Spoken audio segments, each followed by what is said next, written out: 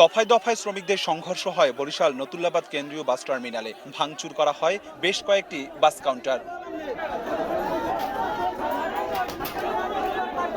শ্রমিকদের একাংশের অভিযোগ, শনিবার দুপুর 12:30টার দিকে মাদারীপুর থেকে আসা একটি বাস নতুল্লাবাদ বাস টার্মিনালে প্রবেশের সময় এক মোটরসাইকেল চালককে সাইড দিতে হর্ন দেয়। এ সময় মোটরসাইকেল চালক ও তার বন্ধুরা বাস চালককে মারধর করে। তাকে বাঁচাতে অন্য শ্রমিক গেলে তাদেরও মারধর করা হয়। আহত হন বাস চালক শাকিল ও হেলপার সৌরভ।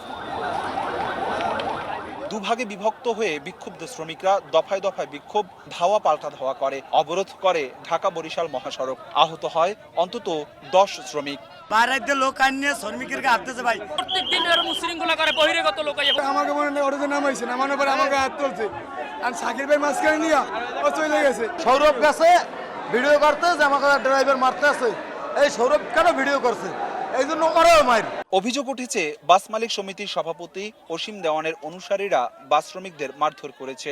দৃষ্টান্তমূলক শাস্তির দাবিতে আন্দোলন চালিয়ে যাওয়ার ঘোষণা দেন অন্য শ্রমিক নেতারা। তবে অভিযোগ অস্বীকার করে দোষীদের আইনের আওতায় আনার কথা জানান অসীম দেওয়ান।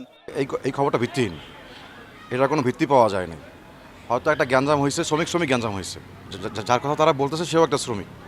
তো আমরা এটা তদন্ত করছি, যদি আমাদের মধ্যে থাকে কেউ এর সাথে জড়িত থাকে এবং কেউ ইন্ধন দিয়ে থাকে, সেটা কঠোর অ্যাকশন নেওয়া হবে। তদন্ত সাপেক্ষে ব্যবস্থা নেওয়ার আশ্বাসে 2 ঘন্টা পর দুপুর 3:30টার দিকে পরিস্থিতি নিয়ন্ত্রণে নিয়ে যান চলাচল স্বাভাবিক করে পুলিশ। দুই পক্ষে আসলে মুখোমুখি অবস্থায় উত্তেজিত অবস্থায় আছে। আমরা চেষ্টা করছি পরিস্থিতি নিয়ন্ত্রণে, যাতে কোনো পরবর্তী কোনো খারাপ অবস্থা না যায়। এর আগে 2023 সালের 21 জুলাই বরিশালের নতুল্লাবাদ বাস টার্মিনাল দখলকে কেন্দ্র করে শ্রমিক ইউনিয়নের দুপক্ষের মধ্যে দফায় দফায় সংঘর্ষ হয়। আহত হন 20 জন। অপূর্ব অপু, সময় সংবাদ, বরিশাল।